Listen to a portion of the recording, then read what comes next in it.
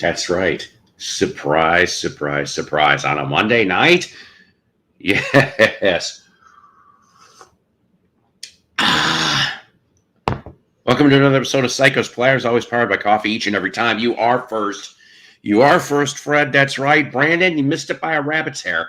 Good to see you. I kind of figured you were at work all the way in Aussie. Good to see you. Good to see you, Nick. How you doing? How is everybody doing? I took a nap. I took a nap. That's why I'm like, because normally I'd be like, ugh, and normally I'd be in bed.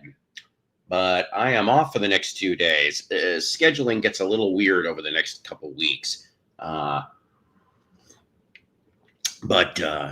you know, I figured, what the hell? I thought we'd go off. I called it Flying Fighter Power Hour today, which I'm being a little bit of a smartass. It doesn't have to be an hour. 90 minutes tops, though, today. Yes, Teslicious. Yes, indeedy. I hope everybody's doing real good. You know, we're halfway through August. Okay, we got another 12, 13 days, and then we get into September, and hopefully maybe some cooler weather because it's been bullshit. I got the fan going. I've got the AC sort of on, and it's still 80 degrees in the house. Telling you. Ridiculous. But, you know, I mean, we got up to 103 today, I think. That's what the heat index, 103. I'm tired of this shit. Supposedly, we're supposed to get some type of storm system coming in the next few days. I hope that's right. But from what I'm told, it's only going to cool down maybe 10 degrees. But I'm like, yeah, well, whatever. Fred, I just added another record to your pile that I have been adding to for 6 months. It will ship by December. Now, Nick, my birthday's coming up in a few weeks, Nick. Christmas is in December. Hint. You start a Paul pile. As he's like, whatever.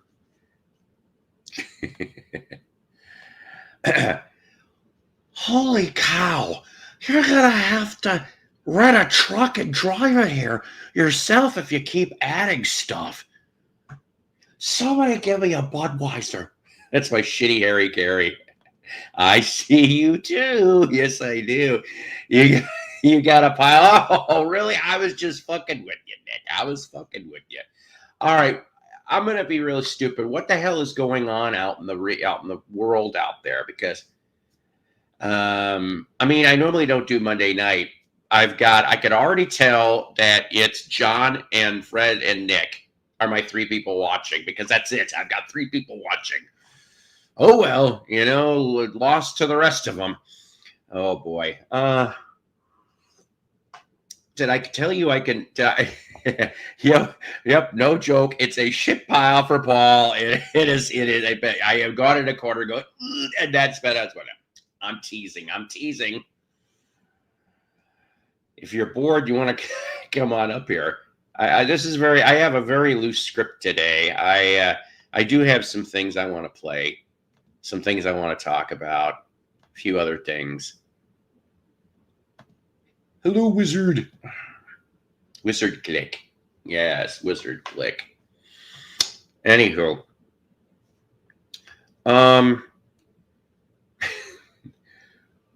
Oh, that's fair. Thank you. I know I missed you. Yeah, it's been a while for you. I know you're busy. Everybody's busy. I get that. Who took a look by chance? I didn't watch this brand new. Okay. I watched it about maybe an hour or 2 ago. The latest Rach video. Oh my God. Anytime he's up there. Jeez. What the hell? And those two act like a married couple. A very strange, odd married couple. Sucking him his hair. Don't stop sucking on tomorrow. Don't.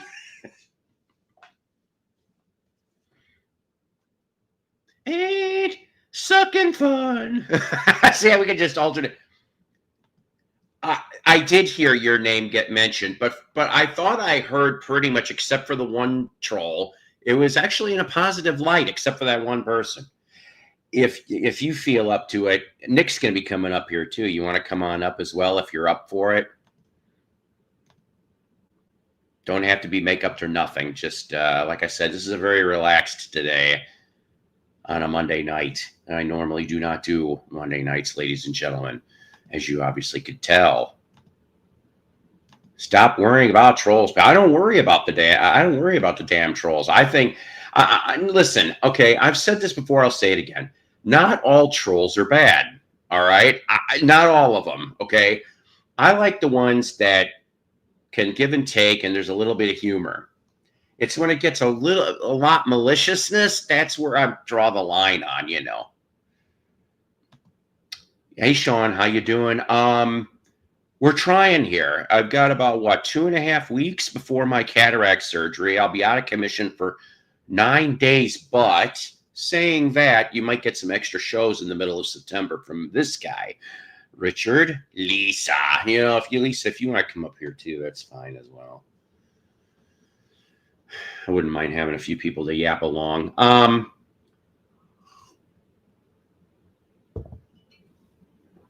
That's fair. I'm probably looking at like 60 to 90 minutes today. I'm not going to go any more than that, Fred.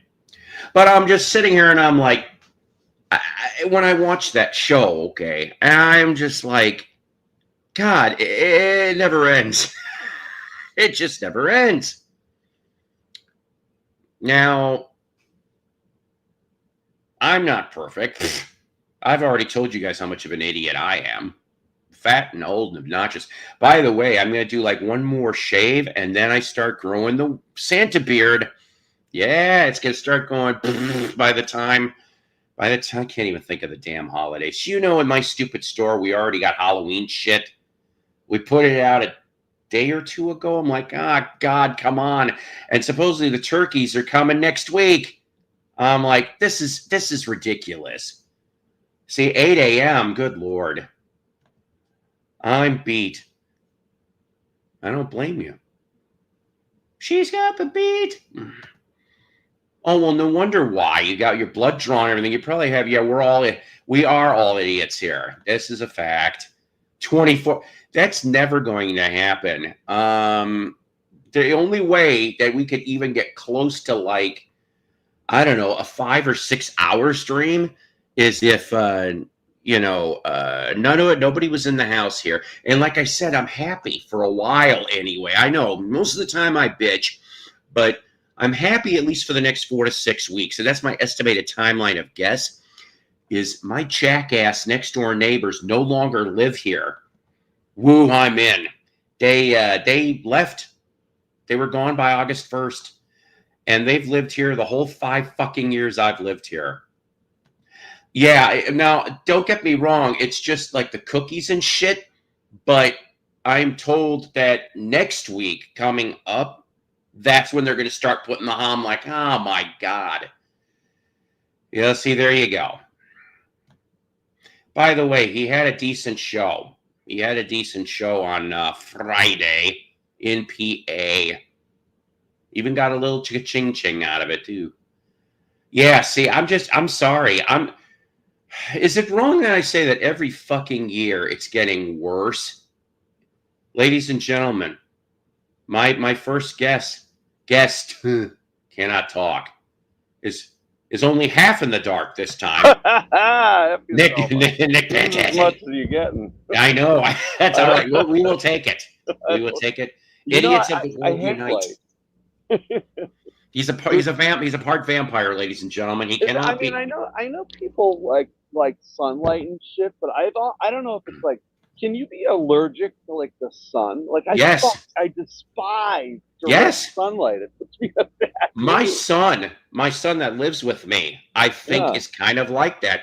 Also, I don't know if this was part of some strange medical condition, but in the late 90s, I'm told for close to a year, Dennis DeYoung had the same problem. Who? This is from Styx. This is the reason why he ended up kind of having to leave, because there used to be this big, I don't know if they still have it, and if anybody's watching from Wisconsin and can let me know, that's great. There used to be a big festival in the 90s anyway called Rockfest out of Cadeau, Wisconsin. And Styx, you know, that you're talking the 99 lineup, 98, 99 lineup, okay? So pretty much four-fifths the classic lineup. And so he was supposed to go on. And he was having issues like the day before. And it turned out that for about a good year, he could not deal with direct sunlight or very high, bright stage lights, because they triggered something in him. Well, you know what? That's funny you say that. On something like Warped Tour, you're given like the time that you're going to be playing that day at about 10 a.m. and the show then it starts at like 12 or 1. I forget the exact one. And then you would be booked anywhere from there to like, I think like 8:30, because each band only played like a half hour. Sure. But the whole thing ended at like 9. And dude, when we would play a show like in, you know, like 3 o'clock with the sun, I'd always be irritated, even though there were, you know, people digging it. You'd still get like irritated at them. Yeah. But I think there may be some merit to that dude hating the sun. And another thing, they've stopped using those super bright, you know, basically heat lamps, and most places are just using LEDs. And as shitty as they are in our house, you know, it's terrible. They're great for stages, and I wonder, would you know what year this was? I think you said it. Oh, for him, it would have been. Yeah, it was like 98 or 99. Okay, so they were still using mostly those heat lamp fuckers with the real bulbs, and those got hot. Holy shit, do those get hot? But most venues have LED now, which is nice. But still, you know, playing a thing that's in the sun every day for 2 months. Terrible. Well, how Richard, are you? I haven't seen me in a while either. I'm going through some little blips of health here. Like I said, about 2 weeks from now, 2.5 weeks from now, I'll get my cataract surgery. I'll have that done and over with. Hopefully, I can see decently. And then after that, let's see, what is it? After that, I'll be gone for 9 days out of work, unfortunately. And then, which that's going to be interesting. And then come back for a week. And then the following week, it's like the early part of the week is vacation, and then the latter part of the week is colonoscopy time. Oh. I hope they find something. This will be my 4th one, and since I was 40, maybe a little bit more then. Just do like, for me, I just have to leave a sample for them. They don't go full up. I think I tried that trick once, and I cannot remember why it was not deemed acceptable. Okay. Now that when they just found send them a full one. Yeah. Oh my God, gross. Yes, send them a picture of my a-hole and taint, and my picture of my sample. Right. Here you go. It looks like this. Ladies and gentlemen, I'm sorry that this episode's turned shitty, literally and figuratively. Oh boy. I say I gotta do this like Bing Crosby. Well, Nicky boy. Baby. Dreamscape, Sean, hey, yes, Sean. Everybody. Hey, Jen. Nicky boy, boom, boom, boom, boom. Fred, of course, over anyone I may have. I'll tell you. So, just I don't know. The worlds of fun, ladies and gentlemen. Worlds of fun. Yeah, right? Yeah. I think most of us had to do it at least once, so no judgment here. That's right. That's right. What was it? We have stools at work, literal stools. And I went off well, that's the thing, though. I did this to my boss the other day, and I'm like, hey, I said, do you have a spare box cutter? And he goes, Well, sure, but what do you need it for? I go, don't we have to send off this stool sample? Right. He lost it. He had to turn around, and he was like, he didn't even want to look at me, but he was sitting, he was like doing this, and like, then I'm just like, my boss doesn't know what the fuck to think of me. He really doesn't, and I'm glad. I like keeping him on edge. There's a couple coworkers and we do stupid shit. Yeah, we really do every day. Truly grow up. That's impossible. I don't want to grow up. He looks mysterious. I'm a Toys R Us kid. That's right. Jeffrey Giraffe and Company. That is right. I'll confess, when I was a kid, they had those Toys R Us. We didn't have a fucking Toys R Us near us. So that was like a magical, mystical land. I'm like, where the fuck is a Toys R Us around? And I live northwest suburbs of Chicago, you see. Oh. We didn't get a Toys R Us in our little neighborhood until early 90s in that, like, this mall that was about 30, 45-minute drive away. And that mall just got demolished in April. It is gone. You couldn't even tell it existed. And I'm like, oh, all the memories of that place. Yeah, the last year I was all right, is this what this shit's gonna be for tonight?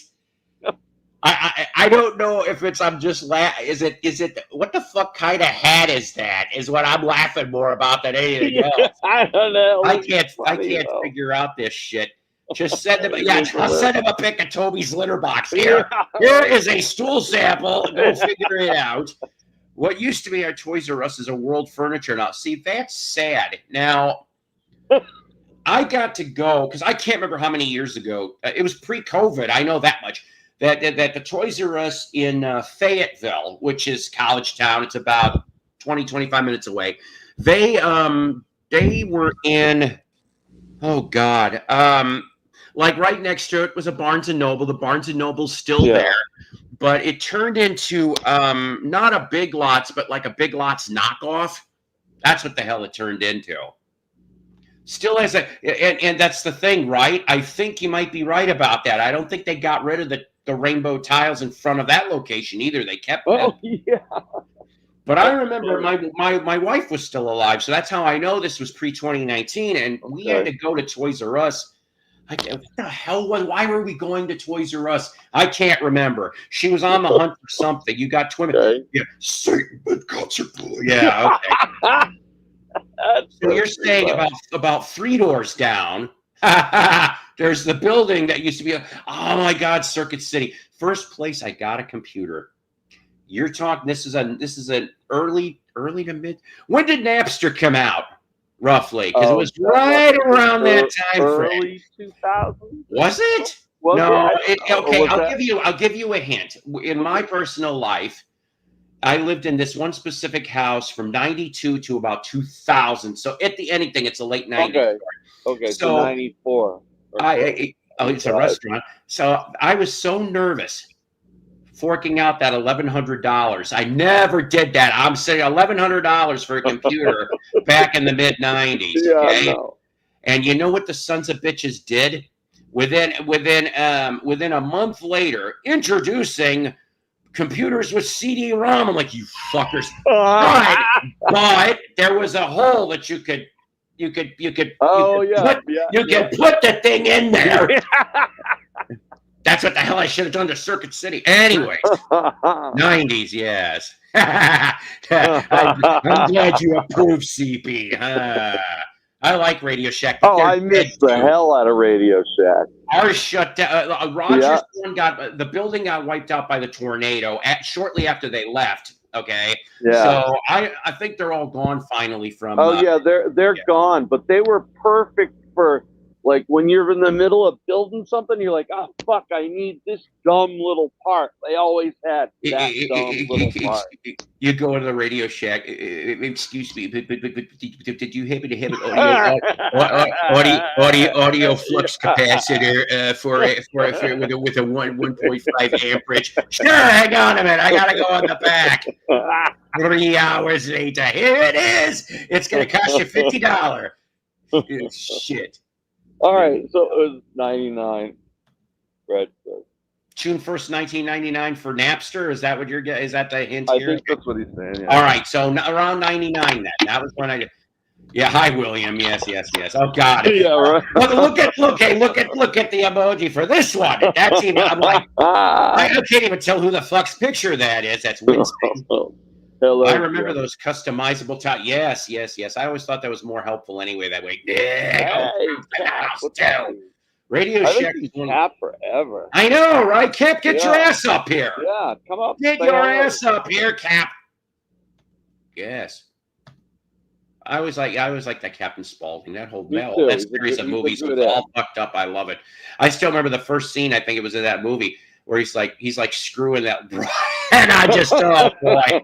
Radio Shack was one of the only places within walking distance for me that I actually cared about. See, and if it's within walking distance, I will tell you this though. I still have a good laugh when in the 80s, Radio Shack attempted to sell records.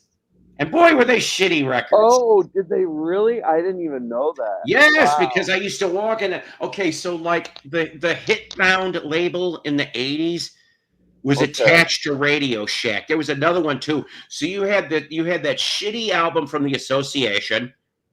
Radio Shack sold that. You had a weird album from Paul Revere and the Raiders. That got sold in Radio Shacks. Did it actually say Radio Shack on it somewhere? It might. I have the Paul Revere one. I had the Association one, but I got to tell you, that album sucked. And that had 4 original members on it. And I'm like, this is sad. A decade before you were at your, Brian was dying, and then lo and behold, hey Jim, sorry I forgot about you in the Ringo tribute video. Never bought all that much from Circuit City back then, except just a few CDs at a time.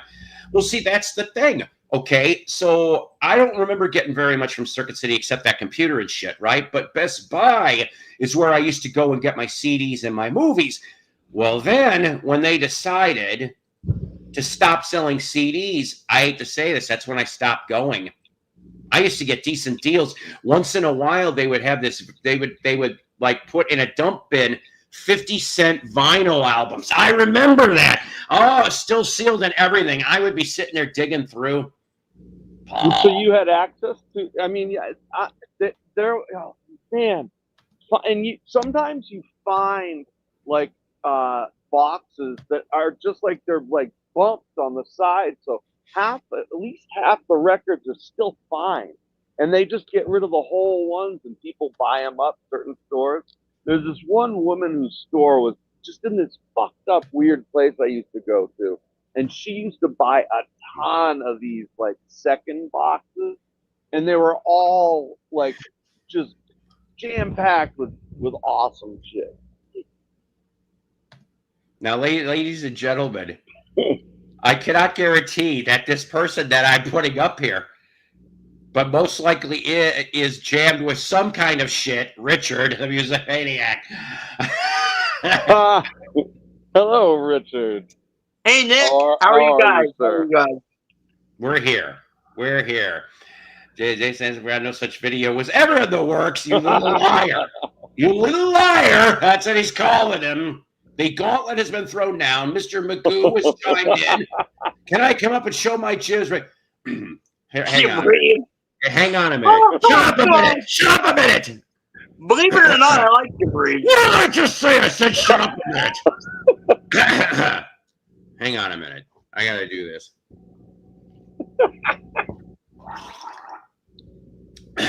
Elliot, I'm going to make myself big for this. Here's my answer to you, Elliot.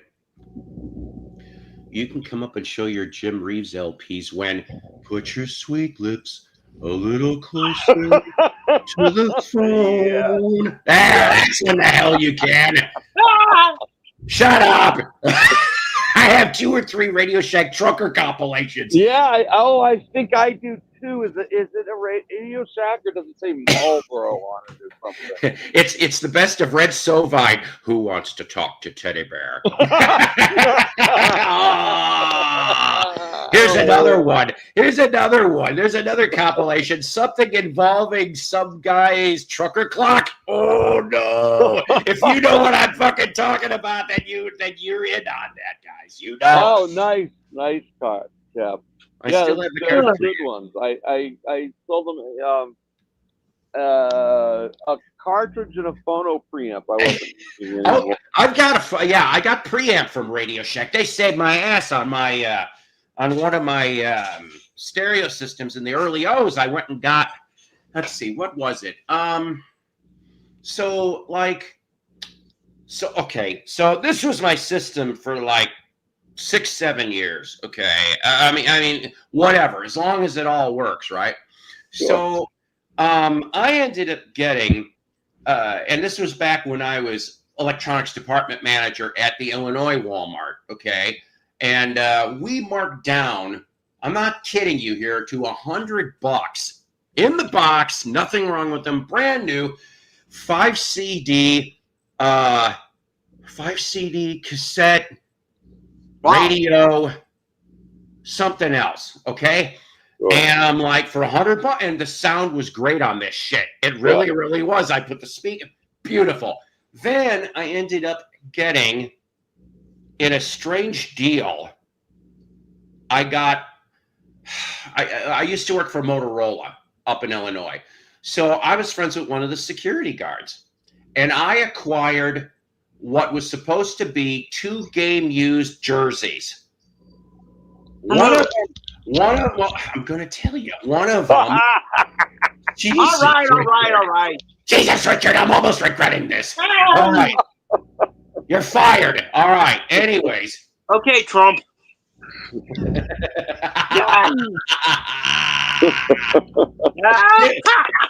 Jim Torberg was one of them. Jim Torberg, okay? He ended up Jeff Torberg. He ended up with the White Sox for a while as a coach too, but this was a Rangers jersey back when he was with the Rangers.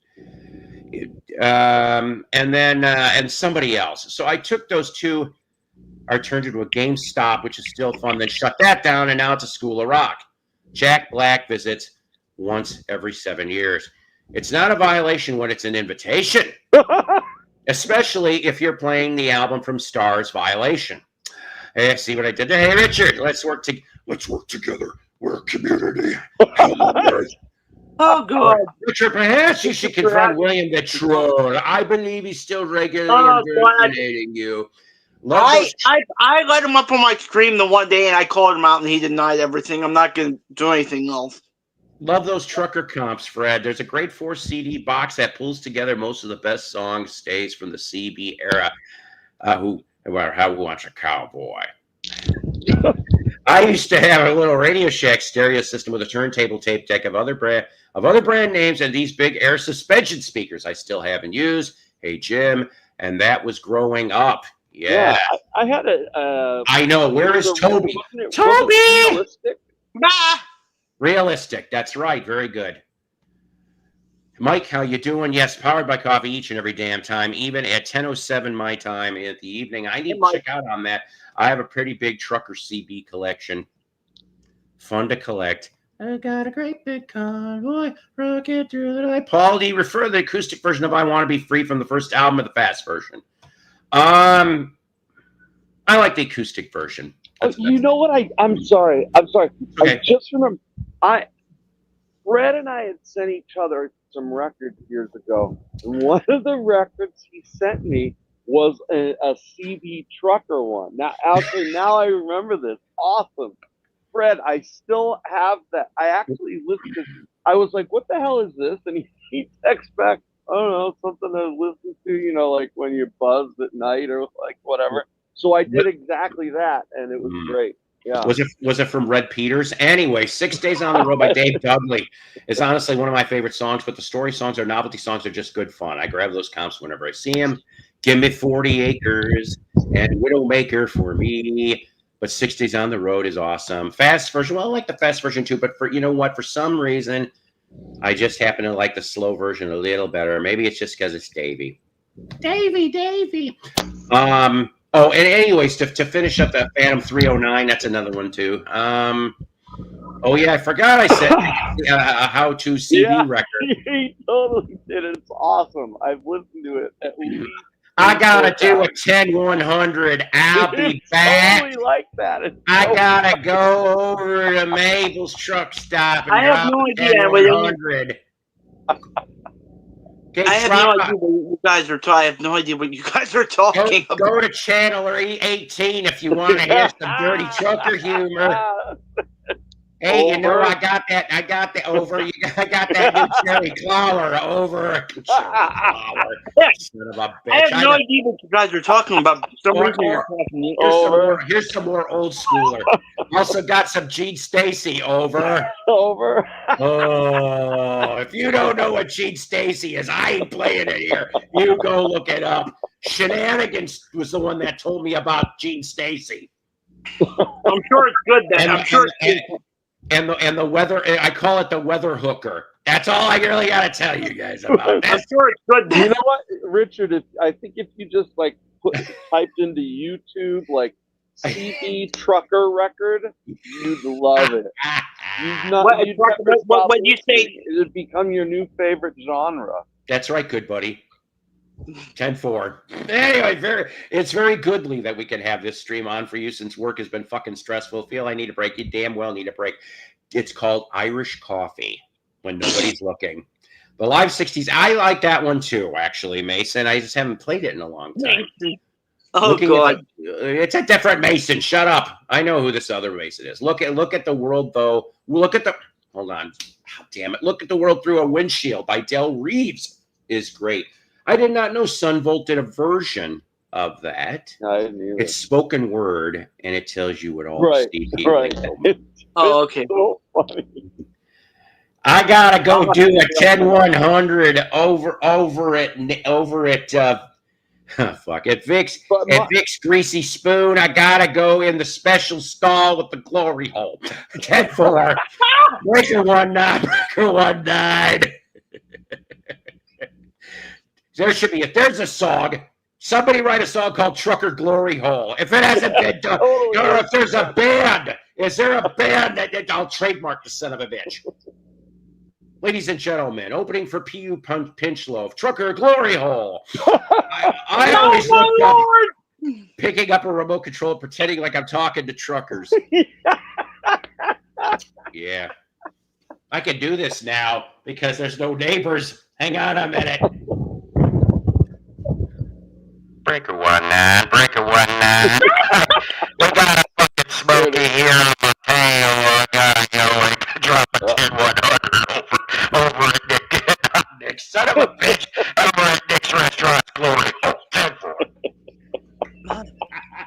I'm dying. Oh, wait a minute. Here's the addendum. Oh, fuck. I'm going to have to go to a different one. Richard's in there already, and he doesn't even know that his next stop is Cletus. He likes visiting that glory hole. Oh, fuck.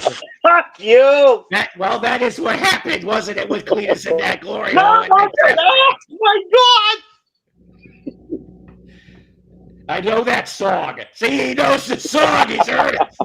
Oh, my Lord. I always end up picking up a remote control. Yes, but the most important remote control is the one that involves that your girlfriend happens to have a little device inside somewhere, and you can go at random, get shopping, and go. And What did I walk into tonight? Oh, fuck. Paul, I guarantee everyone has done that. Yeah, at least it. I bet close to 90% different people have tried that. Eastbound. Damn it! I wish Shenanigans was around. Eastbound and down. Damn you! I hope there's a lot of good trucker humor up there. If that's where you are, I hope so. Hope all's been goodly, Mellow. Yeah, that's what she said, Melody. Oh boy. That's exactly what I do. Sometimes I change my wife around the room. Chase my wife, not I could chain on. That's fine if you're like into. Okay, Fred. Look, are you a Mormon? Are you believing in polygamy? There's nothing wrong with it, Fred. I'm just saying, you change your wife sometimes around the room, telling her I want to clean up your back door, bend over. Here comes a toilet brush. Oh no! Did he vote for Mitt Romney? You know what? That would have been funny 15 years ago. Nobody knows who the fuck that is now. All right, Mitt Romney.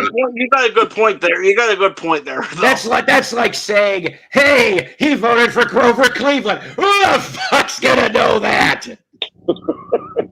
You know what? I know one of you people out there is recording this fucking show for some other purposes. Good. They always are. Good. Yeah, I'm telling you. Oh man, nice. Did you get much done? Hippie and the redneck Hudson and I know of Hudson and Landry, but I've never listened to the routines. I can't on Door Records. Not this again. Oh, not in the glory hole. You're eating the sausage and cereal. Usually he's just eating it out of the glory. Okay. Can you imagine? Shut up! Can you imagine if there was a nightclub called the Glory Hole? You shut up, Richard. I've been listening to a lot of late 60s, especially the Monkees, the Foundations, and Love Affair. Good stuff all the way around. I'm cooking pot pie and biscuits with real pot. That's how that. See, Mello's gonna put pot in the pot pie. Chicken pat pie. No kitty, that's my pat pie. Wyoming Dave in the house. That's right. Check out the cow sills, Jim, because they're really damn good and they're very underrated. I agree with you, Paul. Good. Thank you. Anywho, I believe it or not, that was the only thing I got dinged for in that video a couple days ago. This will teach me to try to show my love of cow sills with that they got song you from the cow sills? For the Cocaine Drain album, because it's coming out. It's a preview single. You must think what I mean by dinged is, okay, this is my version of dinged. Not what happened on the Ozzy live stream, which, by the way, I have that in my StreamYard library. If I could share that somewhere else, I gladly would. Because for you 40 people that were watching, at least you remember there was an Ozzy live stream. The rest of you guys are like, what the fuck, is he nuts? There was nothing. Yes, there was. It's important. It's important as the Zapruder film. Anyway, so. Oh my! So the thing is that what I mean by getting dinged is that blocked in some territories. That's what I call dinged. Okay, all right. I understand that, but those are the ones I usually wipe. Okay, because I want everybody to have a chance. I don't give a shit about the shit that doesn't get monetized, but the shit that gets me partially blocked, I'll get rid of it. Now, saying that though, I was a smart ass about 7 to 10 days ago. And I played a blues song from 1920, 105 years old. And I basically told YouTube to, and what happened next?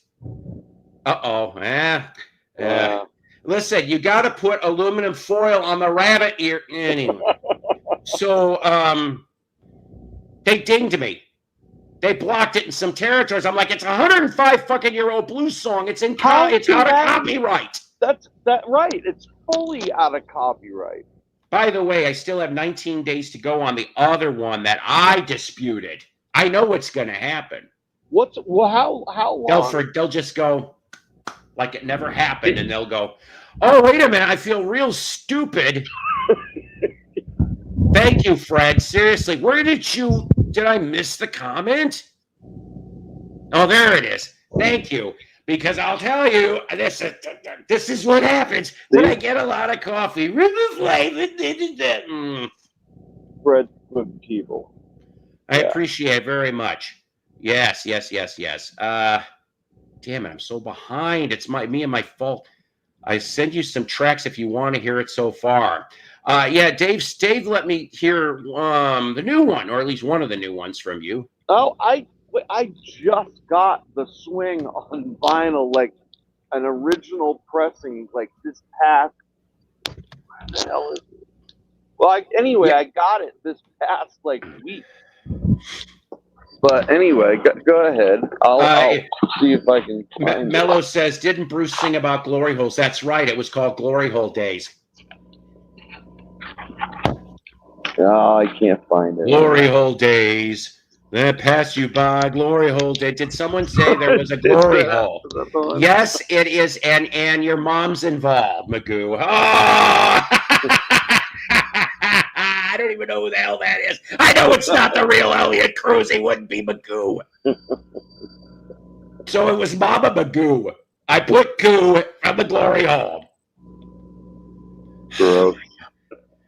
Add to the pot. Thank you. You know what? What do you if you don't like? I mean, I can just look it up, I guess. But I guess how much do they take out of like how much does YouTube take, and does StreamYard take anything also? StreamYard does not take anything, but YouTube takes 30%. Fuck. That's this a is lot, another. man. It is a lot. It is a lot, and I just appreciate when people occasionally donate to offset the StreamYard fee, which I'm due to pay in about 2 or 3 days. Well, I love you guys being here too. Seriously. But I'm seriously am considering, but I don't know when I'm going to get to doing it. I want to get my medical shit done first. Oh, is it 40%? I don't know anymore. I give up, hon. It's ridiculous.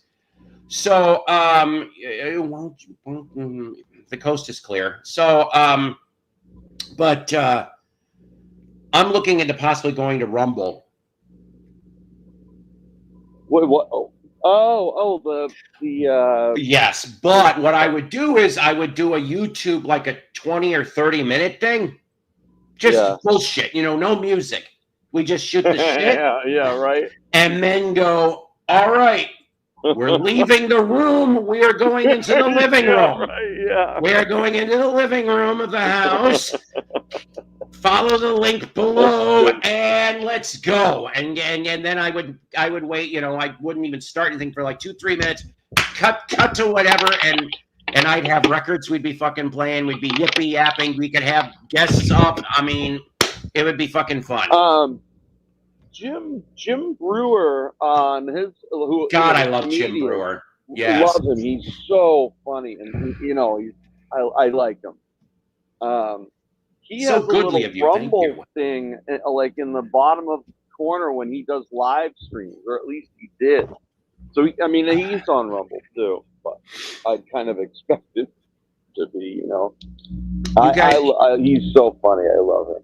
All you guys are too kindly and too goodly. I appreciate it very, very much.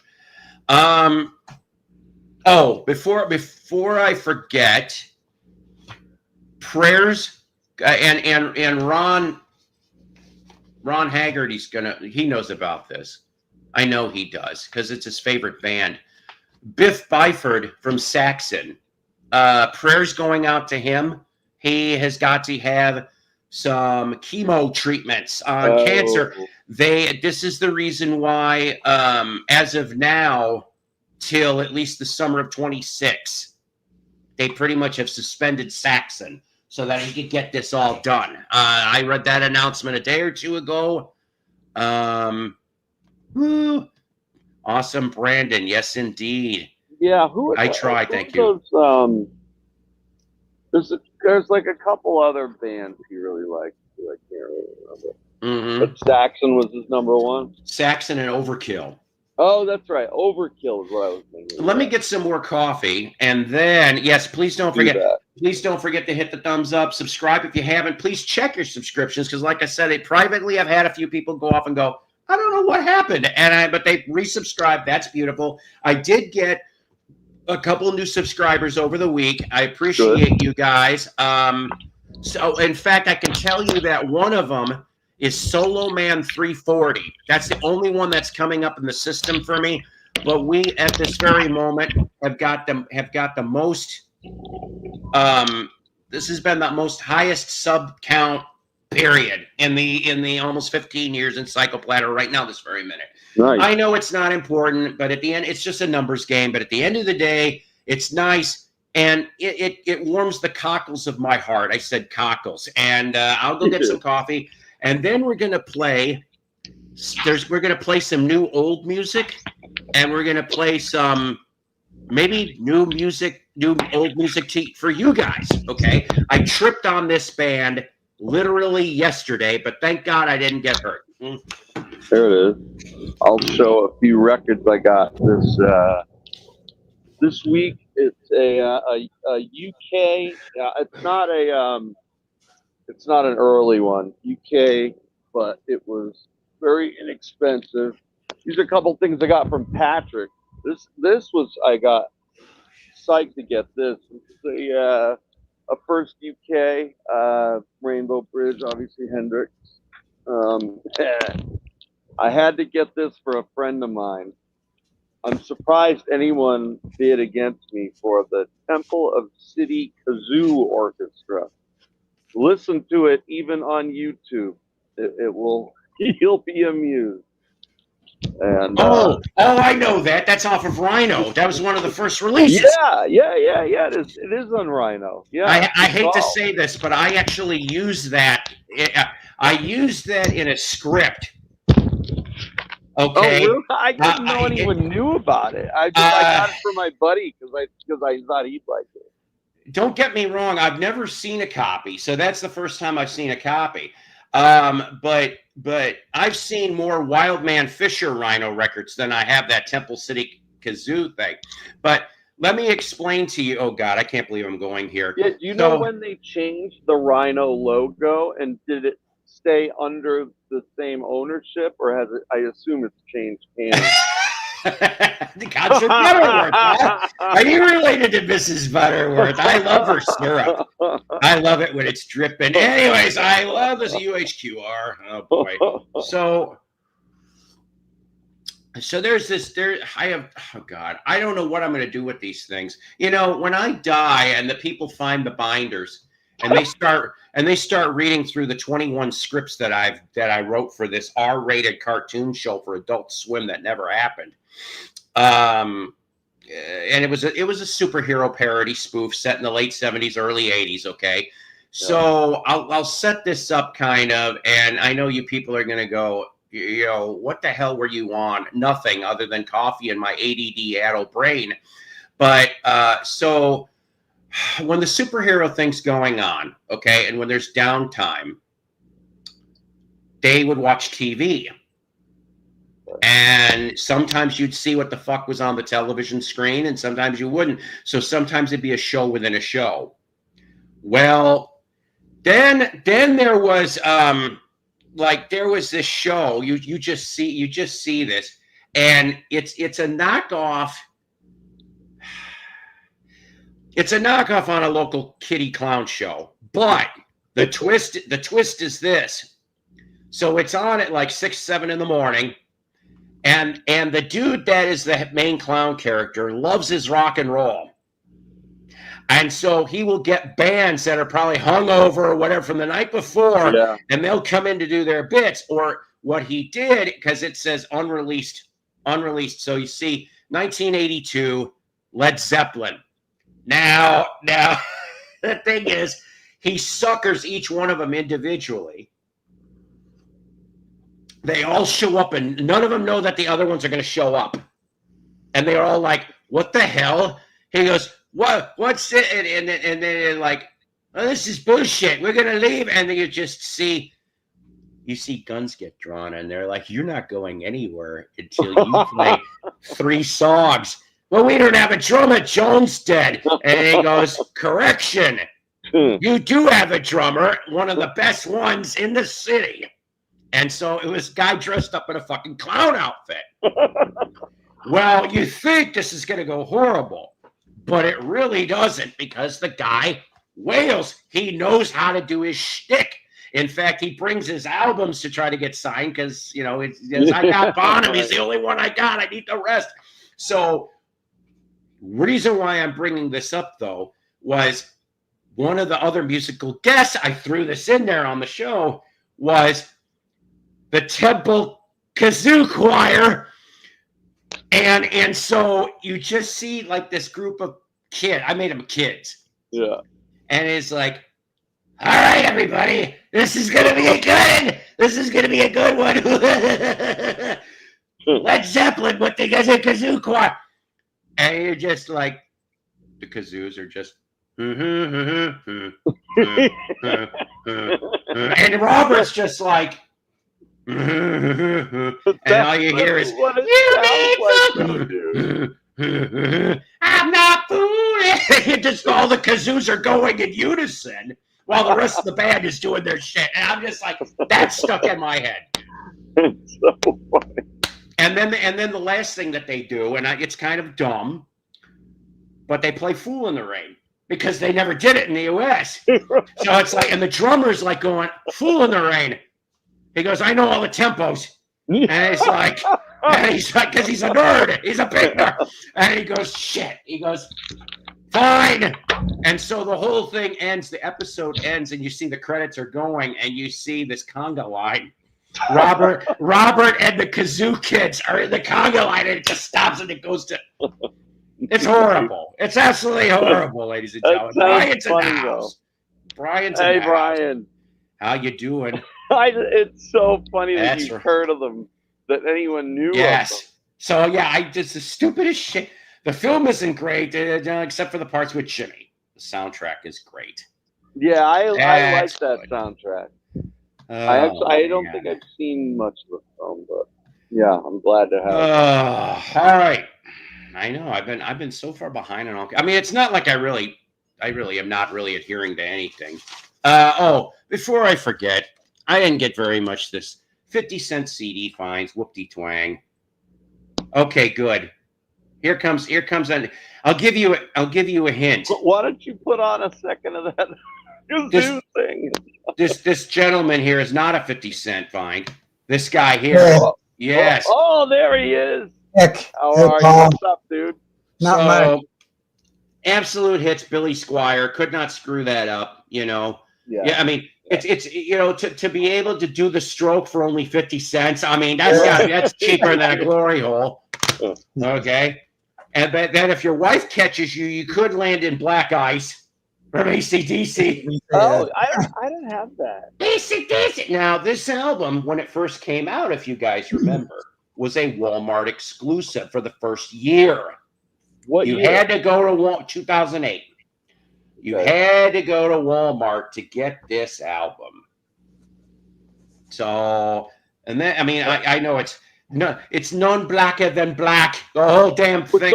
Every CD, did they even make an LP of it or just CD? Yes, they did actually make vinyl, but not at that time. Here's a nice picture. Yeah, cool. So, guys, what do you think about this? Okay, I've been hearing, speaking of AC/DC, I have been hearing reports that the concerts have been kind of slacking at times this tour. I had a bad feeling they shouldn't have gone out anyway. But from what I've seen, the ending, like the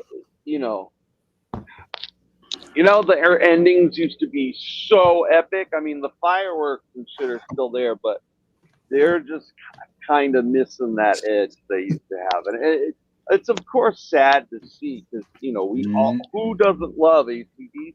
Nobody died today yet that I know of. This is not a tribute show. This is just a fun little show. Kind of like how the Who should have. I know, right? I saw them maybe a year before Entwistle, before we lost Entwistle. But that's right. You don't do coke in your 50s. Yeah, no kidding. And hookers and blow. That's what got Entwistle. It is. Know your limit. Too late the hero for that, ladies and gentlemen. Yeah, right. I mean, around 30 or so, I went, okay, there are things I cannot do anymore. I bet you he thought in the back of his head that he wished my wife was here, and then none of that would have happened. I was stretching on that one, ladies and gentlemen. I'm sorry. Did you see Roger F up the first mic twirl? No, that's not it. Yeah, they are trying to stretch and go on, and British actor. I don't know anymore. Adultery is cramps on stage. Oh no, he's love is a heart attack for Entwistle. Oh my, they should just it is they should have stopped. It's hookers. You know, have you seen the video, of course, of Daltrey stopping a show because he smelled marijuana and he's allergic to Yes. I haven't. Are you kidding me? Well, what can you say? What? You really want us to believe that? Oh my God. Megadeth to do final album and farewell tour. I know he said that I heard before. about that. I heard about that. Yeah. Around cryptic writings, he said that before, but I think hopefully this time it's for real. Hopefully they're not pulling a Kiss and the Scorpions. I hope this last Mustang record is great. And then he claims he's allergic to it. The audience will not let some. I know. I love Frankie Valli, but enough is enough. Oh, that's a different band. Never mind. 4 Seasons. Right. Yes. I had some of the original Megadeth records. I don't remember how I got them. I think they came in. I think I've only ever had 1 or 2. Yeah, I ended up giving them to a friend, but like those early, like original pressings of them, they're going for a lot now. Really? Yeah. I think, Megadeth, their first few albums, like the US or UK. I'm not sure which more, but they're up there now. Terrence Stamp died, that's right. And Tristan Rogers from General Hospital. Yeah. I remember, I used to watch General Hospital, so I knew who the hell that was. It's not the audience, Mello and Frankie's case, if the Colombo crime family. You're going to die on stage, Frankie. You're going to do it until you drop dead. But most of these artists signed up to make money for their investors until they're gone. Same thing for Bob Dylan. I think Bob Dylan's the same way. He's been everywhere. They can't quit. Robert Scorpio rocked on. That's right. That was his name. Thank you. I could not remember the damn name on that. Wyoming Dave, the Troll Detective. Fred. All right. Let's play some music that most of you haven't heard. That's old. There was a master tape that was sitting around for almost 45 years of an unreleased second album from a band out of Morrilton, Arkansas. Don't ask me where Morrilton is because I don't know where the fuck it is, but I found out about this band. You should. What? Live in the state, you should find out where it is, Paul. Yeah. There should be a betting pool for how far we think the Who will even make it through this tour. I would have already lost, though. I didn't think they even would do one show before canceling. Gotta keep. Yeah, that's a good question, Jen. No crap, Paul. Sherry, baby. Yeah. So the band's name was called Fyter, Fyter. See, I didn't want you people to think I was misspelling the word fighter, because that actually is the damn band name. And they did an unreleased second album from 1980. The master tape was sitting there for almost 45 years. And there was this record company in Spain. Who is doing got that humpback noise? I'm hearing something. Oh, not me, is it? It sounds like, nope. Maybe it's Nick? What? I don't know. They make a noise? That's not me. That's better. No, whatever you did, that's better now. It sounded like Keith Emerson, like maybe leaning his Emerson, his son of a bitch. It was you, but that's okay. It's not there anymore. It's all right. Okay. It's all right. Sorry. You sit together, Nick. Oh boy. So from the second album from Fyter, called Flying, is the title track. Let's see if you guys dig this, because I kind of did. That was from that one, right? But I want to play you something that's from the first album from '78. Cool. This one is called Long Way to Go, and it's a little different than what you just heard. Now, the first album, that one got released. But that second one, and both of the first album got reissued, by the way, on this Spanish label, too, which the information, it's called Outsider, is the name of the label. This one here from the first, oh, look at that. Hey, that looks like Good Friday afternoon at At the glory hole. There you go. Yes, he was showing. Toby was showing her disdain for being on screen. She is a diva muffin. It's ridiculous now. I know. I still love her anyway.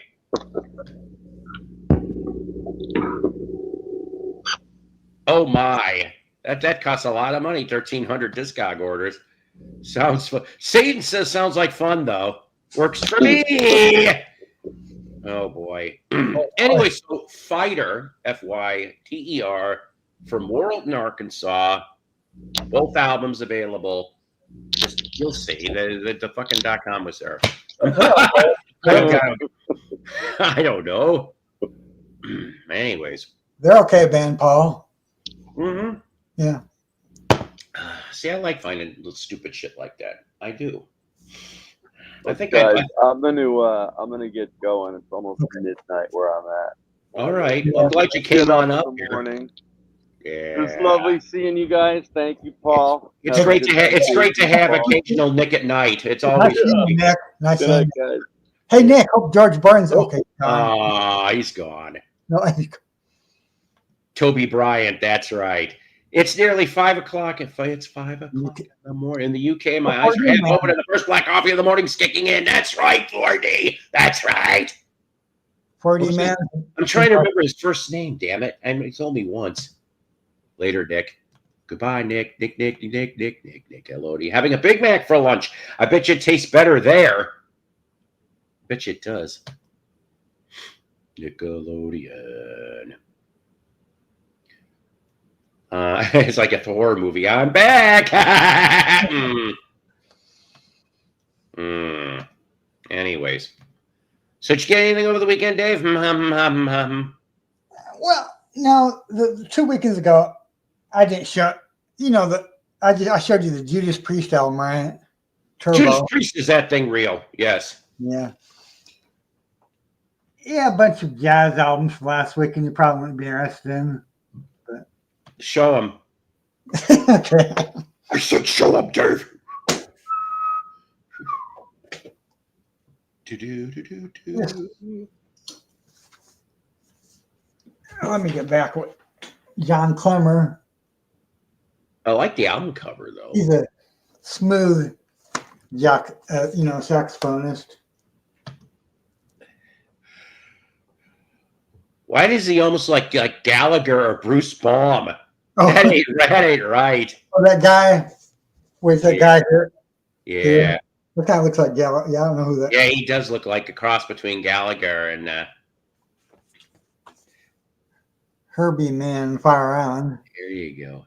So help me God. If I had $1 for every fucking time I hear about a Teal Zeppelin LP, I'd have $20. That's Jean-Luc Ponty. Good old Jean-Luc Ponty. Yes. He worked with Sean Anderson too. One shot. Yeah, oh yeah. They only did one live album. That's as far as they got. They were supposed to go in the studio and they never made it that far. Pat Metheny Group. He's a guitar. He's from Kansas City, I think. Oh yeah, I kind of regret. Still like Pat Metheny came here to a small theater here in Rogers. cool. Yeah, unfortunately, a good thing I didn't buy tickets at the time because everything went bad that day. I was even going to try at least to go get some albums signed, maybe at the end of the concert. Yeah. But that didn't happen. And what do we got here? George Benson. Okay. Tenderly from 89.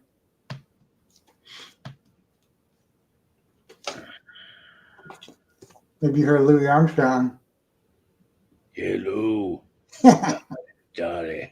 It's my ass trumpet, Dolly. This is one of their Speaking of somebody that's coming up here that excels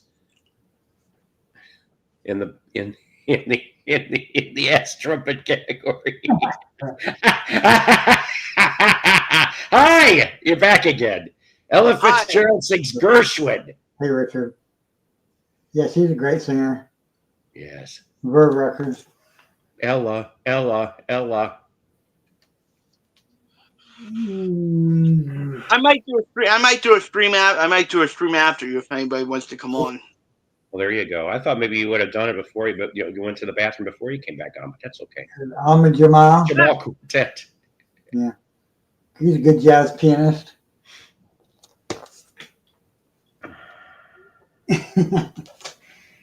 So what did you seriously, Paul? I don't care if you think I suck or not. What did you think of my videos from my show? They're all right. They're all right. Hubert, he's a jazz flutist. Yeah, there you go. And I'll show you one. I love Blue Oyster Cult.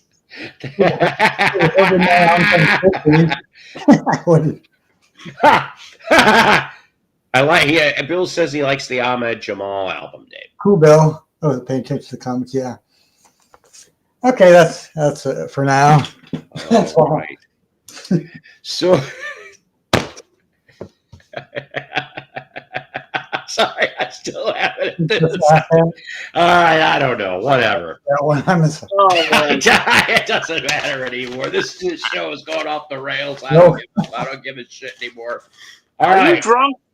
No, I'm not drunk, jackass. I just am very goofy. I'm tired and goofy, and I'm trying. I haven't had Richard. I haven't drank in a while. You just. Paul's just full of energy, right?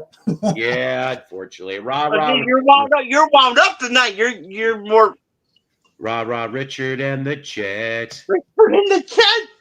I'm still mentally an ass trumpet. Oh my God, Johnny, it's been. And then he takes the trumpet. You just see it close up from the ass cheek, and the trumpet's going off. He's pressing the keys, and the whole thing's going. Oh my God! The password is ass trumpet. Oh Lord. Pat Metheny did that great collaboration. Oh yeah, that's right. I remember seeing that video on MTV back in the day for Falcon and Snowman. I seen Falcon and Snowman once, at least. It was okay. I like the Bill Withers cover. It was very good. Thank you. Even though he doesn't look like Goofy, more like Pluto. Yeah, Sean. Powered by extra caffeinated coffee. I have the worst mental visual of that, of which the ass trumpet thing again, or the glory hole gag. That must have been. Yes, it was one of the shitty performances that Louis ever did. It was on Ed Sullivan, and he had that ass trumpet. What he didn't know was that he accidentally ingested a drink with Visine. If you've seen the movie, if they serve beer in hell, you know what I'm talking about. Who's got the fucking who's got the echo? Oh fuck! Who's got the echo? Why do you even ask, Paul? You know it's gonna be me. Well, then you know what happens. Pucker up, Richard. Go. Mute yourself and come back out. Richard, do you know how to do the echo cancellation off? Does Richard know how to do that? Maybe that's it.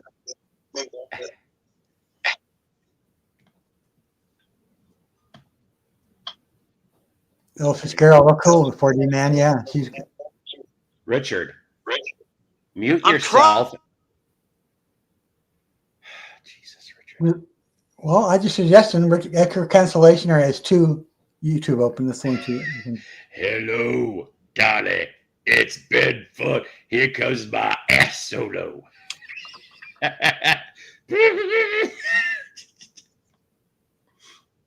We secretly By the way, the first bottle of Coke, which was in the 1890s, supposedly had 3.5 grams of cocaine. So if you drank Coke back then, you had 3.5 grams of cocaine in every bottle. I love Cleo Lane's Smiling Through album. Hey, I want to show you an album for Cool 40, man. I showed you this for Beetle Baby. I found one Cleo Lane album last summer. Last June. Well, there you go. She passed away recently, I heard. Sometimes when we touch, it looks like they're like 2 seconds away from tonguing each other. Yeah. Oh, let me show you the back picture. A picture of them tonguing each other. Oh, wait a minute. Oh, that's close. She missed it by a nose. Oh, that was a horrible pun, kids. Horrible pun. Unless maybe she was licking his burgers. Oh, that's gross. Nice. Very, very nice. Wyoming Dave, what's your cocktail of choice? How about yours, Paul? Can be non-alcoholic. Actually, though, my alcoholic would be Crown and Coke is what I really like. I'm drinking bottled water. I don't. Christmas time, I will have Crown and ginger ale, apple Crown and ginger ale, and it tastes great. Rum and Coke for me. Okay. I love rum and Coke. Can you busy line my Rose Murphy? I once got a kiss from Cleo Lane. Cleo died very recently. Their two events are unrelated. Her best album, I think, Shakespeare and All That Jazz. Oh, that's nice. Seriously. She was blowing his nose. I love a delicious bear. Yes. So let's see. I see. Showdown played Fyter. Hang on a minute. So I am just about halfway through this really good book. Actually, I've been pleasantly surprised. Commander Toby is in a hot rod Lincoln. That's right. Toodles, the driving cat. But I've shown this before, of course, which is Kenny Rogers, Luck or Something Like It, of course, which is an offshoot of, a title of Love or Something Like It. But this is from 2012. That's right. Cat, you're going to drive me to think at drinking if you stop driving that hot rod Lincoln. I used to have saxophone lessons from James Galway's brother. I was a lousy saxophonist. Oh, wow. Cool. James Galway. What did I say? Oh, I screwed up. I said Toodles. Fuck. Toonses, that's right. Toonses, the driving. I love that. Steve Martin, Victoria Jackson. Oh, my God. No, Toonses, no. 40, what's your real first name again, if you don't mind me asking? Yeah, because my brain isn't doing so good right now. I don't remember the Steve Martin, Victoria Jackson thing. Oh, God, that's a good one, too. Of course I'd play it if it wasn't for... You guys know the bullshit routine. If it's on YouTube, I'll try to remember to look it up. It is on YouTube, actually. So is that from Saturday Night Live? Yes. Okay. So, by the way, Jen, there is... some interest, about maybe a page or two worth of Liza Minnelli stories in this Kenny book. And it goes back to the mid-1960s. Mid-1960s. I want to hear the Liza story.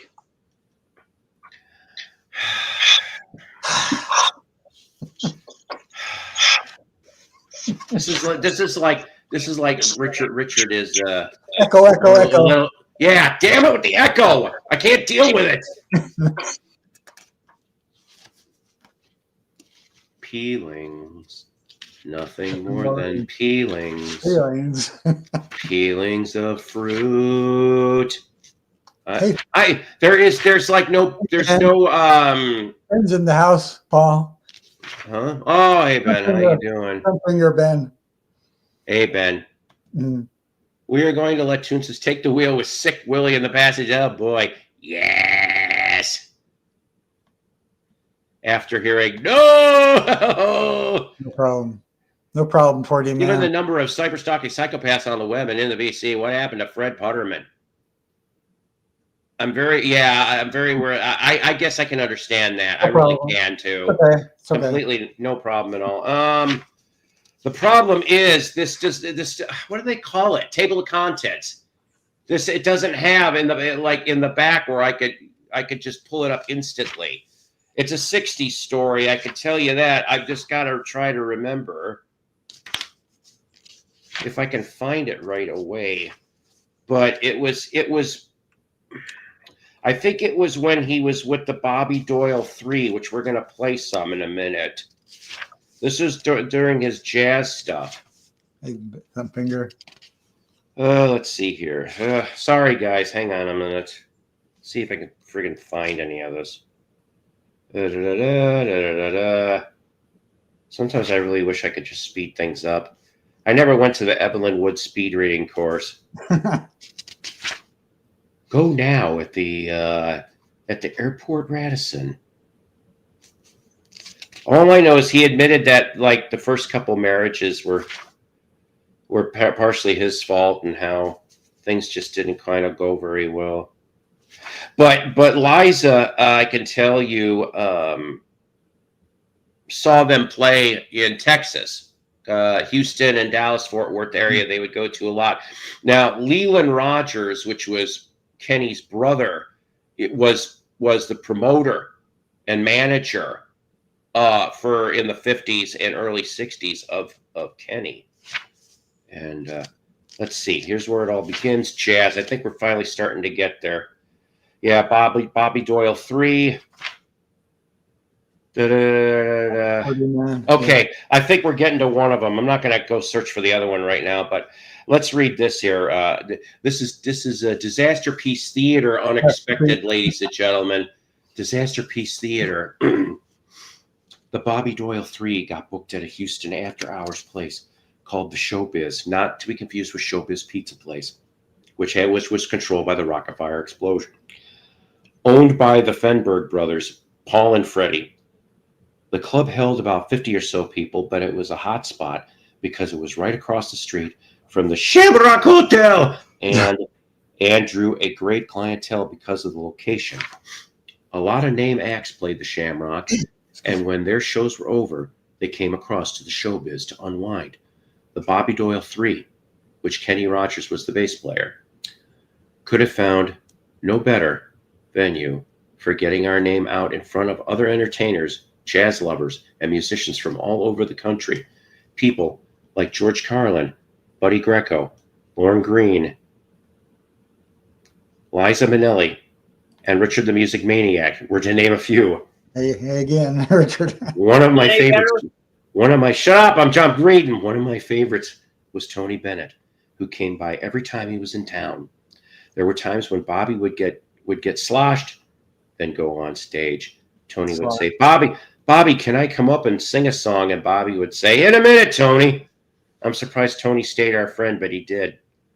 Oh, here's an evil Lorne Greene story. Lorne Greene, a huge star on the running network TV series Bonanza, used to stop in at the Showbiz every time he was in Houston. Over a period of time, I got to know him on what I thought was a personal level. Maybe I wouldn't have classified him as a close friend, but certainly an acquaintance. Every time he left the Showbiz, on his way out to Houston, Lorne told me to give him a call the next time you come out to LA. He gave me his phone number several times just to make sure I could reach him. Boy, it was great to have such a fan. As it turned out, I didn't get out to LA with the group, and I did use that phone number to call my fan and friend Lorne. Hello, Lorne, this is Kenny Rogers from Houston. You said to call you when I got to LA. Who'd you say this is? Kenny Rogers from Houston. Bobby Doyle 3, we played at the Showbiz. How'd you get this number? Well, you gave it to me, remember? It was when you came by at one of our shows at the Showbiz, you told me to call. I would never have given out my private home number, he said frostily. Oops, sorry, and hung up. Not long after that, I saw him on an airplane as I was walking through first class to get to coach. I decided to give it another try after the plane had taken off. A lot had happened between the time he'd come to hear us play at the Showbiz and the time I'd call him in LA. This was at the very beginning of the 60s, and Bonanza was on its way to becoming #1 TV series. Maybe if he actually saw me, he'd remember all the times we sat together at the Showbiz and talked about music. I made my way up to first class and smiled at him. Hi, I said, it's Kenny Rogers. So? Lorne looked up at me over a pair of little half glasses. Then he went back to reading his newspaper. Ooh, that son of a bitch. I nodded, smiled, and quickly went back to coach, embarrassed that I had even given it a second try. But not everyone forgot me from the Bobby Doyle days. Liza Minnelli and I first met there, and then later on, damn it, as my career blossomed, excuse me, I don't have my glasses on me right now. We bump into each other at one event after another. Excuse me. Along the way, we became social friends, and when I was in LA in the mid '80s, she invited me to a party at her home in Beverly Hills. I showed up at this flashy Hollywood affair and immediately felt like a fish out of water. There were Broadway people who knew everything about Liza's famous mother, the great Judy Garland, and her equally famous father, Vincent Minnelli, the Academy Award-winning director of classic film musicals like Meet Me in St. Louis and American in Paris. I knew a little about Liza's mother and father, but otherwise was a country singer in a Broadway world. They were all very nice, of course, especially Liza. At one point, I noticed a frail little man sitting alone in the corner. He was all alone, but didn't seem to mind it. As I started to go introduce myself, a group of partiers came in immediately, surrounding him and treating him like the Pope. This was Hollywood royalty, no doubt about it. Liza came by, grabbed my arm, and said, "Have you met Vincent?" She walked me over to meet her legendary dad, explaining on the way that he was in the advanced stages of Alzheimer's. Like everyone else, I said hello and extended my hand. He shook it, chuckled, and instantly disconnected from me, as he had with everyone else. As I turned to leave, I mentioned how much I had enjoyed his movie An American in Paris, and he immediately perked up. He started reliving the whole production of the movie. I'd opened up a floodgate to the past, and he wanted to talk about it for the next half hour. He couldn't remember what had happened 5 minutes before, but he knew every detail of the movie he made in 1951. I'm sure he never knew who I was, just a guy in a gray beard asking him questions. But later when he died, the family asked me to be a pallbearer at his funeral. I was incredibly honored to do so. There's a little mini Liza Minnelli story. Oh, cool. Oh, man. And so I can play catch up on the comments here. A lot of funny comments. So from 1958, when Kenny, actually the Scholars broke up, we played Kawanga on one of the other shows. He decided to try to go solo in 58. And so basically this is the first single he had after breaking up with the Scholars. It did not do very well. It didn't chart and didn't do any of that stuff. And it's called That Crazy Feeling from 1958. Let's give it a whirl. I may have looked up the song before, actually. It's possible I've looked. Early Kenny Rogers, yeah. Wait, this is Kenny? Yes. You're really young, yeah. Wow. I mean,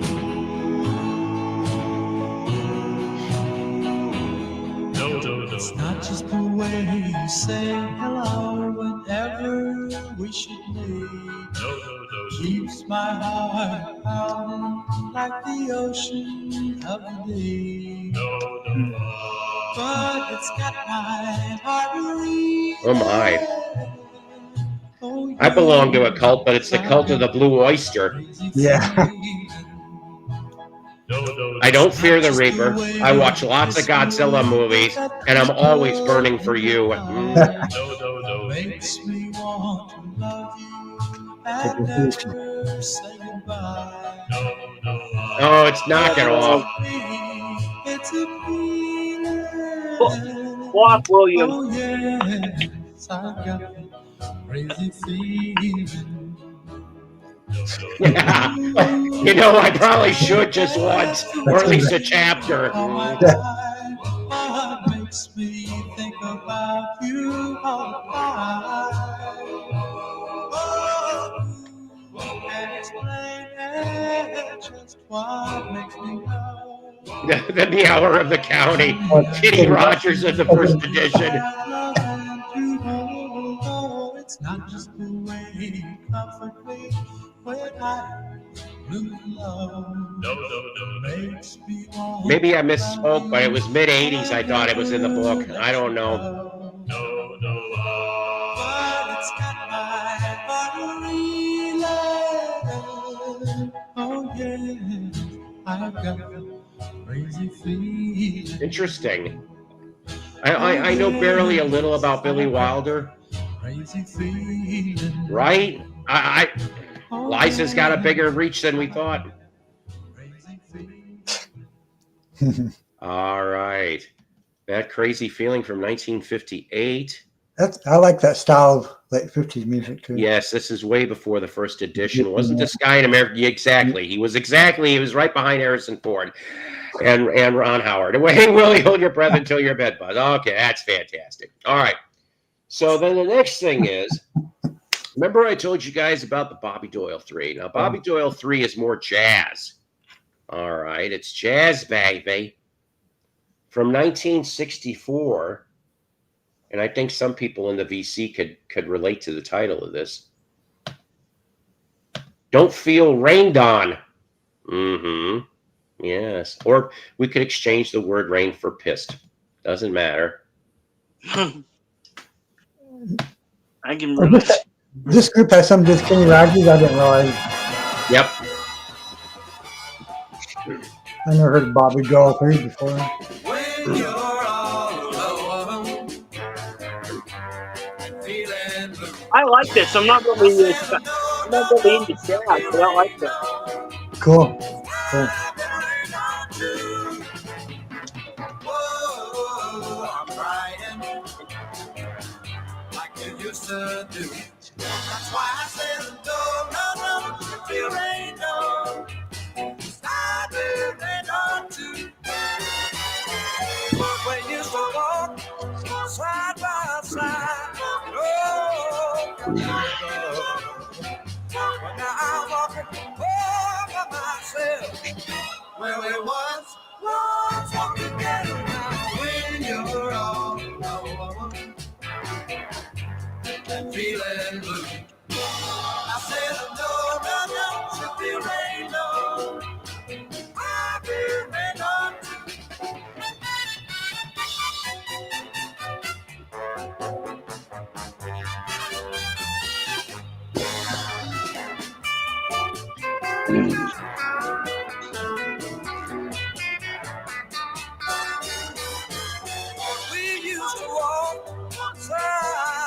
I imagine that's probably pretty tough 45 to track down. Bobby Doyle 3. Neither am I. I am not. I always thought that was kind of gross. That and the Scheiser videos from Germany. But see, this is what happens in the Valley of the Jolly Green Giant or Gulliver. We can interchange the stories here. Yeah, that'll work. Don't get pissed on. Da, da, da, da, da. 1964. But then a couple months, well, actually about around 63-ish, there's a dude that comes to see him at the Showbiz pizza place. No. And it is jazz trumpeter Kirby Stone. From the Kirby Stone 4. I've heard of Kirby. Yeah, I've heard of them. Right. Local group. Now, here's the thing. So from like 63 to about 60, 65-ish, maybe early 66. Okay. Kirby and the Bobby Doyle 3 were interchangeable because that was Kirby's backing band. So like when before Kirby would come on, the Bobby Doyle 3 would do like about a 20-minute show, do their thing. Then Kirby would come on, and then they would do an hour. Oh yeah. So, but the thing is, when they got signed to Columbia, most of the time it was studio musicians that did the work. Kenny played bass, and he could sing backing vocals, which is very rare for the records he was doing at the time. So this is really the only thing I've got from late 1964. This shows here a Columbia white label promo. Now I'll admit this isn't great, but I'm just playing this for historical perspective. This is the last Kenny related thing we'll be playing tonight anyway. But this here, Kirby Stone, Bobby Doyle 3, white label promo. It's Empty Pockets Filled with Love. Oh boy. Everybody, this Oh is boy. That's right. Also right.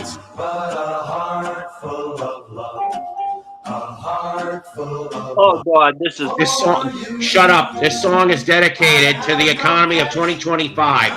We have no cash. We have empty I pockets. actually like it.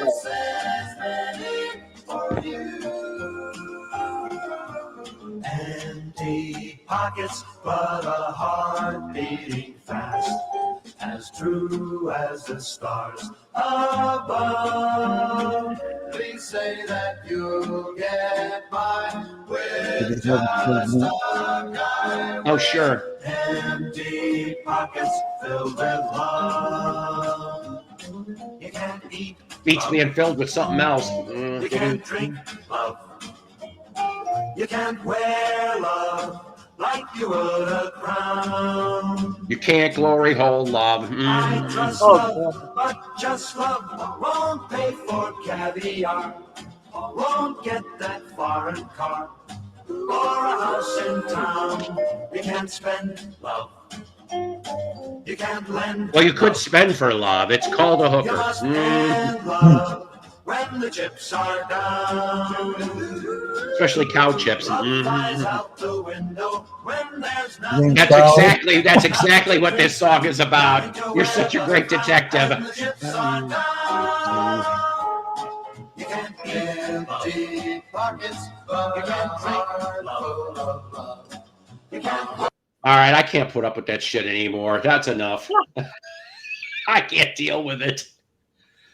I feel like I'm at the drive-in watching the hot. Yeah, that's exactly where you'd be hearing that. A pocket full of posies or poppies. Poppies. Oh boy. Mm-hmm. So Richard, This is the standard easy listening local group. Richard, you should put that song in. That should put that song in your next show. Anyway.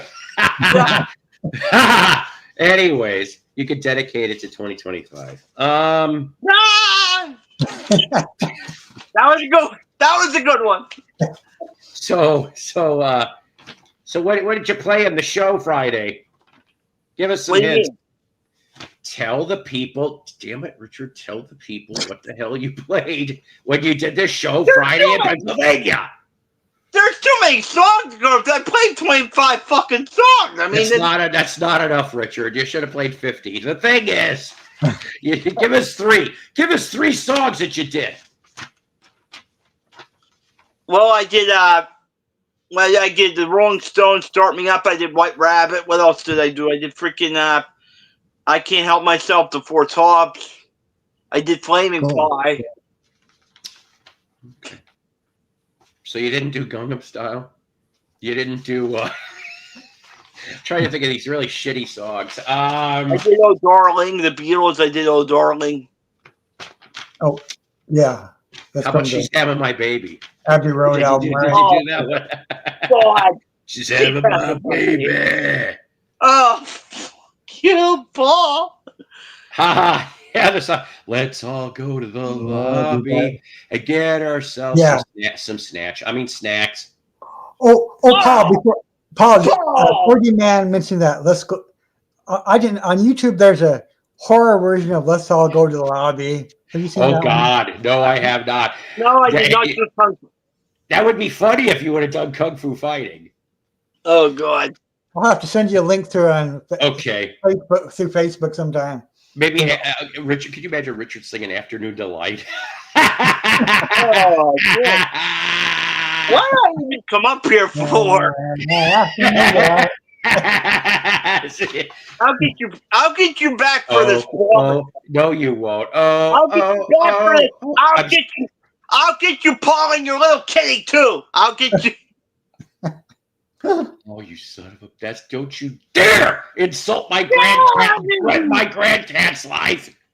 Yeah. Oh God. I'll tell you something, Richard. You want to know why you're never going to? Because I, sir, am smarter than the average bear. That's what I am. Oh Lord. You will always be. So what am I? Am I like Boo Boo then? Like I'm not. Oh, you got a lot of boo boos, all right, buddy. That's what I've heard from that Russian wife. Well, I don't know. I mean, let's face it. As far as for like, I'm always going to be ahead of you. In fact, to tell you the truth, Richard. Oh boy, Richard, I'll tell you. What are you going to do to me now? You're always going to be 2 steps behind. You got something up. Oh, no. What is this bullshit you're going to play? Shut the hell up. It's Def Leppard. Def Leppard sucks. Okay. And as an instant rebuttal to that particular song, oh, boy, here we go. Oh, no. What now? What? The instant rebuttal to that song being played. Oh. Look at him, fellas. You crying, boy? You crying, boy?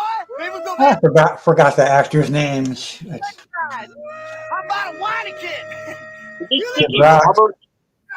Def Leppard sucks. No. So David Spade, right? Yeah, David Spade. I love Joe Dirt. I saw the That's a good movie. I don't give a shit what he says. Richard, how many people showed up for your show? It was a good handful of people. That's good.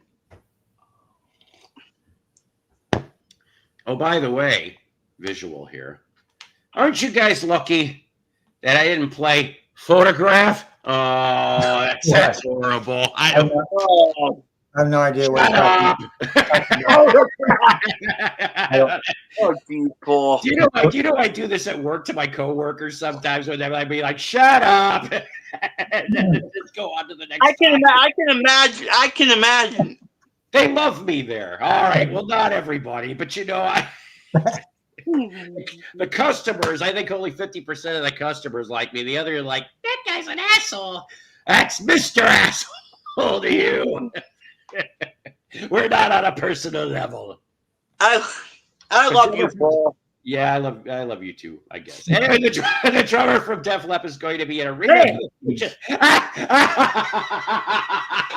That shouldn't be funny, but it is. I get the joke. Yeah, I know. I've seen. Rick Allen is the fugitive on UK TV. Damn you people. You guys I love you guys. You make me laugh. All right. UK TV resident Top of the Pop dancers, Pads Pal. Oh boy. We're infamous for choreographing every song like sign language. I point to self-love. You, yes. Pants people. Pants people. That's funny. The rock video that actually has sign language in it. I'm sorry, I don't remember the song, but it is from the 1986 Cheap Trick album, The Doctor. Oh, they actually do that. They are the first ones that, to my knowledge, that used sign language in a music video. Didn't McCartney use that sign language in the My Valentine video in like 13 or something? I think he did. I don't know why. I don't know if I've ever seen that video though. Okay. I don't know. I don't know at all. All right. Oh, excuse me. So we've got a 3-way. A Beatles spotlight. See, I had to do that to you. It wasn't going to be a 4-play today. It's a 3-way. This was actually left over from last episode because we didn't have time. I just said, it was too that they said, fuck it, we'll do it next time. Yeah, you're right on that, didn't they? They did use Losing My Religion. So actually, Losing My Religion, it came out a couple of years later, so yeah. 1991, yeah. Losing My Religion. Yes, like I said, my favorite REM, I don't know why, but it's still going to be Automatic for the People. I love that whole album. I do.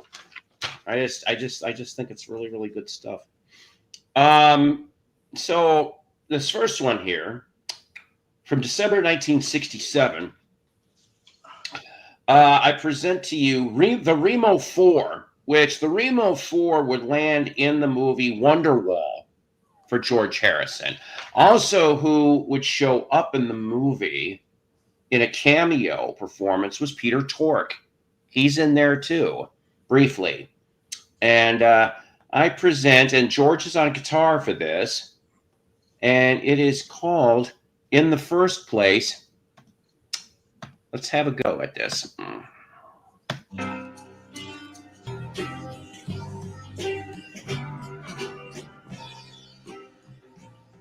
Remo 4, produced by Remo 4 with George Harrison on guitar, December 1967. Like I said, Remo 4 would end up helping in the Wonderwall soundtrack. No, not to be confused with Oasis. Okay. It does kind of have a psych vibe. Yes, Ringo says, have a hole in me pocket. The rhythm is like a slowed down summer in the sun. I guess that'd be right. Now this next one I've played before, back about I don't know, 6 weeks ago, but from August 1967, John and Paul on backing vocals, still one of my favorite Rolling Stones songs of the Brian Jones era. That's why we played it back then, and we're going to do it again just because I said so. That's why. That's good enough reason for me, isn't it? 7. We love you. John and Paul sing background. Yes. Oh, really? I did not. Yes. I didn't realize that. Again, yes. So you have half the Beatles. Of course, I also like the Satanic Majesties cover where they're wearing the Beatles sweater on the doll. I'm like that. Oh, yeah. It's just like hell yeah, Mel, I'll be smashing bugs back in. Smashing bugs back out. It's that special eucalyptus pot. There's a great comp called Flowers that pulls together a lot of singles. Yeah, that's cool. That's cool. It came out 67 Flowers album. Yes. I had. I don't know if I still have it, but that's one of the few mono Stones albums I had. Actually, was that? Yeah, I always like I found a couple over the last few months, but they were so stomped on by an elephant. It wasn't even funny. Were they warped too, or just no? Scratched to holy hell, pretty much. What about Go Ted Stoop? I mean, here's the thing. I'm not knocking the Mick Taylor era. That's what I call it. Mm-hmm. I would say, truthfully, that might be the last album that I really kind of enjoyed in the Mick Taylor era because it's only rock and roll. I was not a big fan of that album. I mean, I liked the title track, and I think I liked. What the hell else? Heartbreaker, I think, was on that one. Was it on that one, or was it on Goat's Head? Heartbreaker was on Goat's Head, I think. Okay. Yeah. No, so, not. Okay. So it's like, and I didn't like their version of Ain't Too Proud to Beg, and I'm like, that's and I do like it. I do like that. There you go. He's packing one right now, and we're not talking fudge, ladies and gentlemen. Do you remember old Brian Jones when he went swimming alone back in the days? See, here's the thing, though. I am told, and I've read, that he was an excellent swimmer. He really was. And Willy was. And that's why they think that, yes, he was unlived. I've heard about that. By the construction dude. And supposedly deathbed confession, I don't know how true that is. Make it a Mount Everest size one, yes. Yeah, Dancing with Mr. D's fine, too. Yeah. Bro. So the last track on this Beatle three-way, February 1970 it came out, but it was recorded in late 69. Tattoo You, the first Stones album at 12-year-old. Truth be, I think Tattoo You was my first Stones album also, but I was 14. But I remember, for some reason, in the cutout bins, I saw Emotional Rescue. Like, it was like it hit the cutout bins probably within a couple months after it was released. Sorry, guys. Push the button, pull the chain. Here comes the chocolate choo-choo train. I love the Stones. When I get home, I'll be putting on Captain Scarlet after having a few. I don't drink. So, from February 1970, on this one, you have Eric Clapton, Bill Wyman, Steve Winwood. Yeah, I know I'm boring. Steve Winwood, Bonnie Bramlett, and George and Ringo. But here's the thing. This was this close to being a Threedles track because who was in the studio at the time? And according to the story, there was house music. And believe it or not, this kind of grew on me from the 80s. If any of you people know about Bob Sinclair, now, like I said, I'm not playing all of this. No problem. But I want to give you an idea, at least up until maybe like the first big part. I know this is really goofy. There's several different versions of this. So as you can see, this is from the Yellow East West, which was Atlantic Records based. So here's a little bit of Jim Tonic, JYM. Sorry.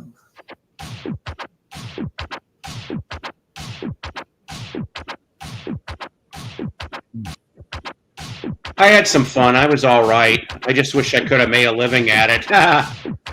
Yeah. Speaking of somebody that's taking their own version of Jim Tonic right now. Hey, Mel. What's up? Stand with your feet together, buttocks tight, stomach pulled in, and arms straight out to the side, shoulder height. Flex your hands upward, press the heel of your hand out to the opposite wall. He took the Jane Fonda album and sampled it. 2, 3, 4, 5, 6, 7, 8, and back. 2, 3, 4, 5, 6, 7, 8, and back. 2, 3, 4, 5, 6, 7, 8, and back. 2, 3, 4, 5, 6, 7, 8, and back. 2, 3, 4, 5, 6, 7, 8, and back. 2, 3, 4, 5, 6, 7, 8, and back. 2, 3, 4, 5, 6, 7, 8, and back. I would dig that, man. My exercise. That sucks. Getting old, kids. Sure does. Any kind of jam. This is the jam time of the portion of the show. Let's see. What have I been working on? I've been doing all originals. So I only got originals really in my head right now.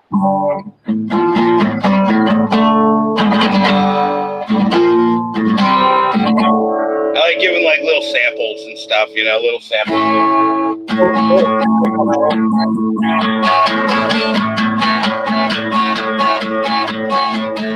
Every time you hear in this wondrous sound, it'll make you feel just like you're on a merry-go-round. And we'll light up the sky, light up the sky.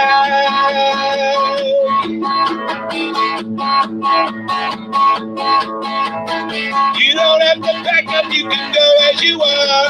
We'll go in there together and we'll go real far. And then we'll light up the sky, light up the sky.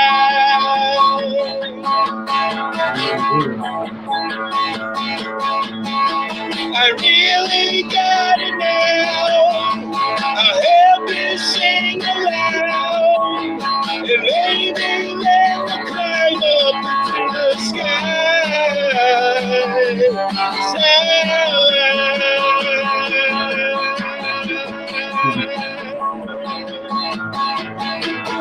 Everyone will cry in this one big voice. Get a light noise and we'll beat you to death. And then we'll light up the sky. Light up the sky.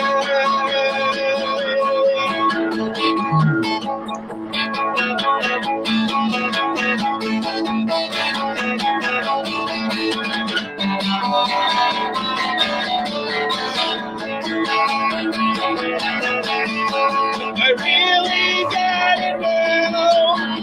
I'll help you sing aloud. And maybe let me climb up into the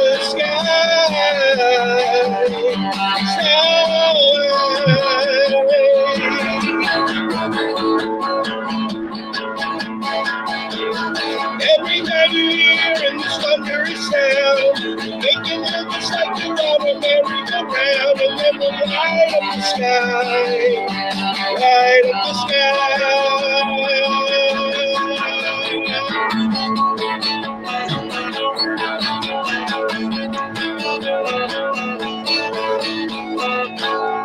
Light up the sky. Yeah, good job, man. Good job. Dude, I appreciate that guy is at peace. Thank you, Hellion. I appreciate that, brother. Really.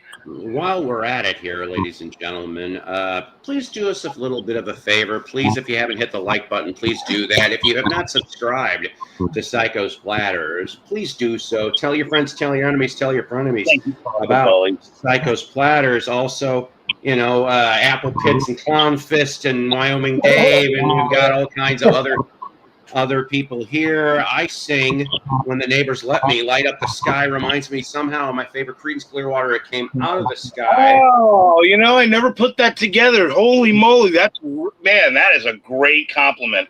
I love John Fogerty. I saw the last concert. One of my last concerts was John Fogerty and ZZ Top, honestly. Amazing. Cool.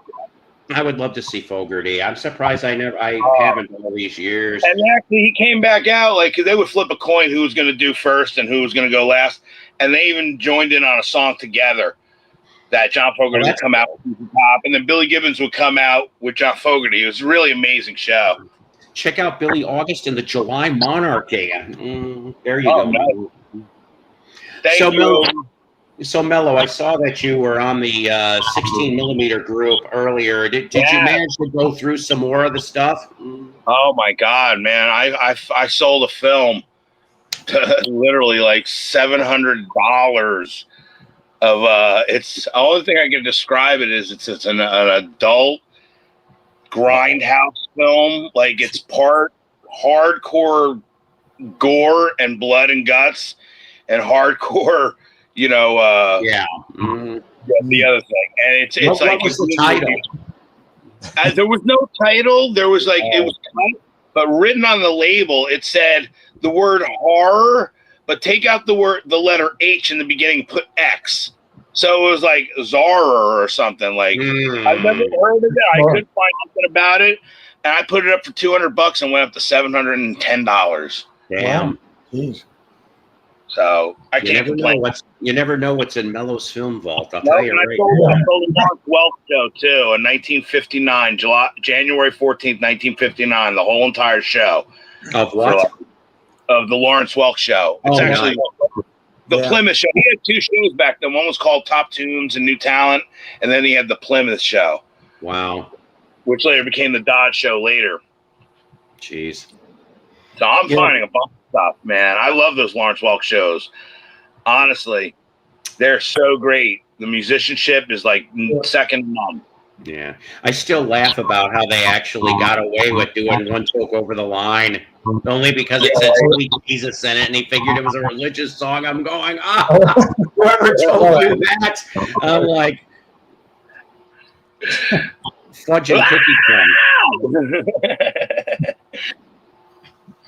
From the Keebler house, Jackson's doing fudge and cookie crumb. Yeah, right. I was going to send you a link, Paul. There was a song. Did you ever hear the band Lord Tracy? Yes, actually. Did you ever hear the song? It's like 1 minute and 28 seconds called 3HC. People call it mayonnaise. Oh, I saw Fogerty open for Tom Petty a year or two before he died. That was a great show. I found out this week. I'm not probably going to be able to get to any of it, or if anything, it'd be one of the concerts. Okay, right. But it would be after the cataract surgery. I probably would be healed enough to go do this, but I found out that so 19th of September, free show at Cherokee Casino. Okay, and they're going to have Firehouse is going to be there. It's half the original band, but it's not the singer. The singer died last year. Oh, did it? They got some other guys singing it, but I heard he's all right. So it's still, free show. What the hell? And then to find out, we have a new outdoor small pavilion called the Pines in Pineville, Missouri, and they're going to have Bullet Boys as the opener and Warrant as the headliner. Wow! Yeah, and huh? I sent you a link in the private chat. Oh, hang on a minute. It's 90 seconds. Okay, hang on a second. I'm sorry, I was looking up something really quick here. This is the band Lord Tracy. If you've never heard this song, 3HC is the name of the song, and it's a pretty wild song for 90 seconds. It's like a kind of early rap rock. Yeah. 1990, maybe 91. All right, hang on a minute. I got it. Just let me put it in here. That's what she said. Paul, you're gonna get a kick out of this if you don't remember this. You might remember this. This was so popular back in the day. I mean, like literally amongst my friends, we used to sing this like in unison.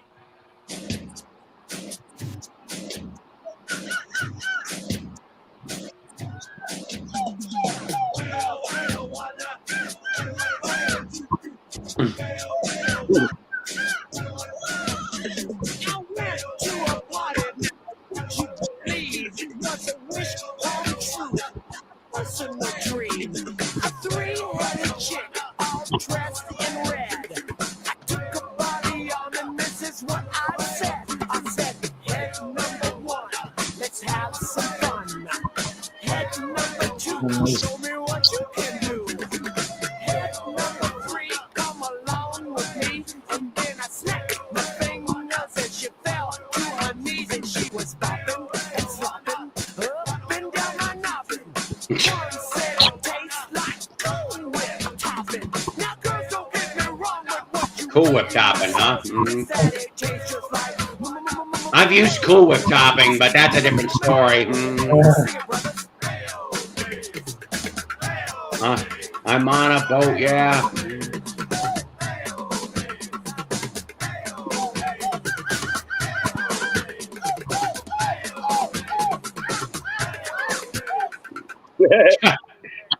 I'm getting flashbacks from when we used to sing it at parties. Mama mayonnaise! Mama mayonnaise! Not sponsored by Crafter Hellmann's or Dukes. I've never heard that song before. Yeah. No, a lot of people don't remember it. It was something back then. What? I know that you could, with any of those mayonnaise, you could be singing this while you're making a sandwich. Let's move up. Yep, I remember. I used to have that album too.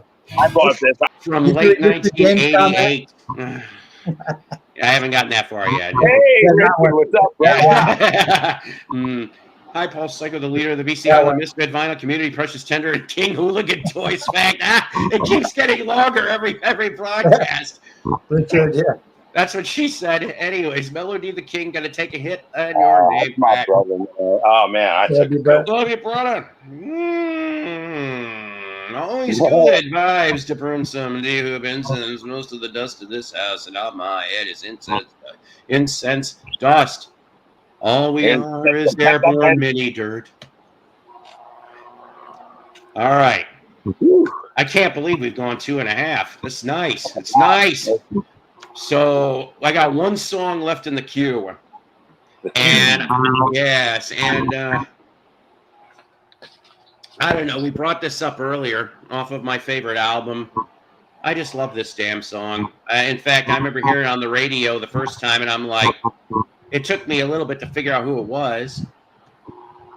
But I bought that damn album probably that week. Seriously. So let's all take a drive. There we go. Okay. From one of my favorite REM albums, Automatic for the People, Drive. I love that damn song. The video's kind of cool too. All cats relax like the Roman Emperor Nero. That cat is stoned. You betcha. You know damn well. All his feels with just from the smoke in the house. Yeah, I'm sure. Eight meows high. Oh, what a great stream, Paul. It's because of you guys. It's a damn great stream. That's why I keep telling. What the hell is my mission statement been since I started this damn channel? Powered by coffee. You guys, well, powered by coffee, but that it's you guys that make the show. Even before the live streaming and shit, before this even existed, you guys had put things in the comments, and we did things and did it that way. This is just the next step. Well, I don't know what the hell. I don't know if I want to know what the next step after this is, to tell you the truth, you know. But other than, like I said, do I jump to Rumble by the end of the year, and then everybody can go have some fun, and we don't have to worry about what the hell I play. I'm not sure if I looked up Rumble or not before. Maybe I have. I just realized. Did I miss a cat? You did, and it was Mello's cat. It was Mello's cat. Yeah, Brandon, yeah. Oh, Jesus, with the Rose Murphy. I'm going to have to listen to that. I don't even know what the hell that is. Rose Murphy, wasn't that a singer from the 40s? I don't know. Do wackadoo. I don't know. You know, I just realized my name says Jaxor Quinton. That's like my old pen name. You were probably wondering what the hell is Jaxor Quinton. It's from one of my old. From when you wrote letters to Hustlers Forum. Yeah, right. It was going to be the name of a fictional singer in one of the fictional bands I was putting together. I just never used it. I think Jackson tried out for P.U. Pinchlow, but unfortunately he was that close. He missed it. He almost became a member of P.U. Pinchlow. I was wondering what that Jaxor Quinton name was. Yeah. That's what it is. I didn't realize. I just noticed it. I'm like, oh shit, that's on there. Yeah, see, they're still trying to build a viewership, is right. And you know what? I think, truthfully, 4D, that I think that's maybe my next step.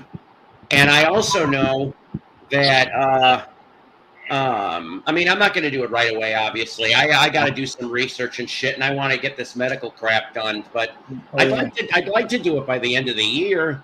I'd love to. Here's a kitty for Brandon. Yeah, it's cute. Stone kitty. It's Delilah. One stone pussy right there. Mm. Delilah.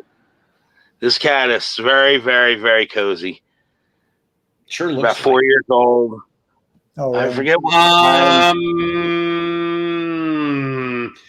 James, I'll tell you this much. If I remember right, it is, I want to say it's 25% of the cost of StreamYard. I'll tell you that right now. So that's another big thing for me. And like I said, we could do what we're doing now, but the other fun part about it is I could whip out like a stack of 45s and just go, all right, gang, let's see what this is, and just play it, and we wouldn't have to worry about nothing.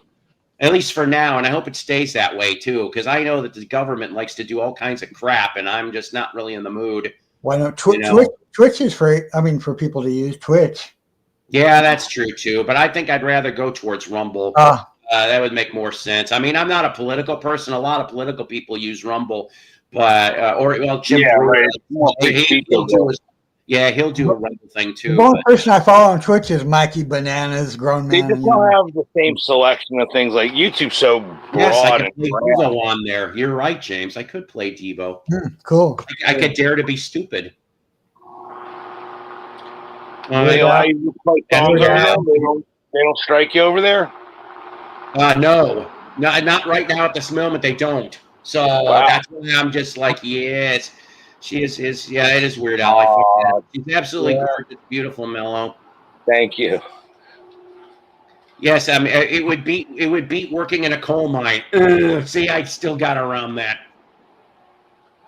Their version's okay. Downtown, working in the coal. I heard Devo's version of Coal Mine before I ever heard the Lee Dorsey version back in the early days. Right. I'm not sure if that's the same thing to me. I don't know. I just remember watching those videos on MTV, especially of them doing "I Can't Get No Action"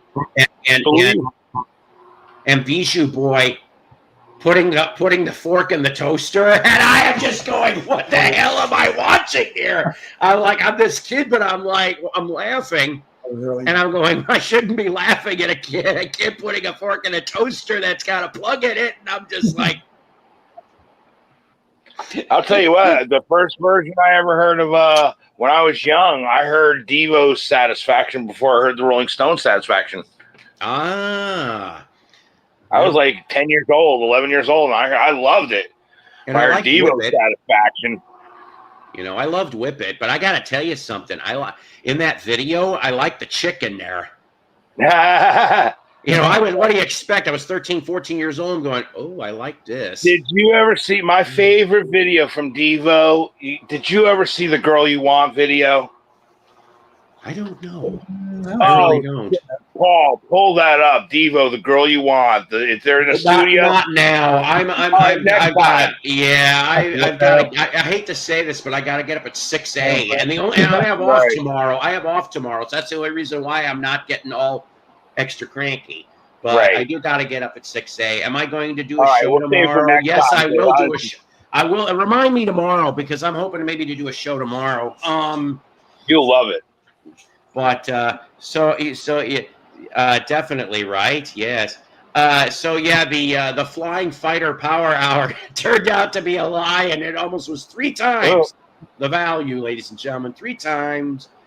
I want to thank my people on here on panel. I want to thank my audience. Like I said, please like and subscribe, and I appreciate the donations today. That was very kind. That was very goodly, and I really love you guys. Whether you guys give anything or not, just being here is its own reward.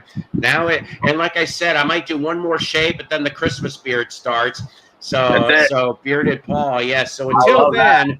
I know, right? You got that going. That's how. Yes, that's right. Good night. It is time to see a bearded fat man chewing a 45. Yes. Psycho's Platters is a Love Peace production.